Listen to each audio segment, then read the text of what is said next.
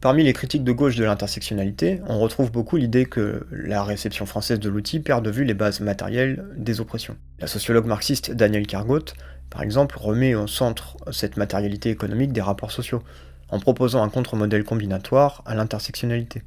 C'est la fameuse consubstantialité. Dans cette filiation, la sociologue marxiste Aurore Coquelin propose de réaffirmer une approche matérialiste, notamment en pensant la classe, le sexe, la race, comme des rapports de production se combinant. Il faut repenser le sujet révolutionnaire historique, qui est le prolétariat comme traversé par des disparités.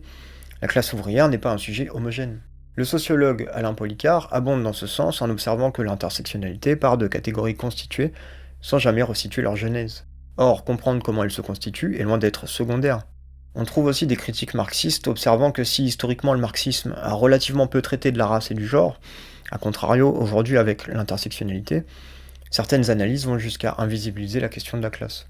Ce qui se joue à travers toutes ces observations, c'est une dérive idéaliste.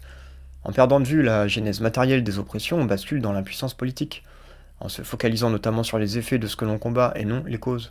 L'usage de la notion de privilège en est un bon exemple. Les analyses intersectionnelles mettent en jeu cette notion. En fonction de la place occupée dans l'ordre social, l'individu pourra cumuler un certain nombre d'avantages ou non. Si le terme permet de mettre en lumière efficacement les rapports de domination dans la vie quotidienne des personnes, il individualise la domination et la structure sociale qui la rend possible. Le privilège n'est que le symptôme individualisé d'un système plus global. En se concentrant sur ce symptôme, le risque est de perdre de vue la structure sous-jacente combattue.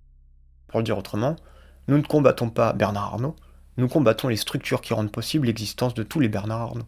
Un autre symptôme de ce glissement idéaliste est la focalisation sur l'oppression et la discrimination, au détriment de l'exploitation, au sens élargi, qu'elle soit de race, de classe ou de genre.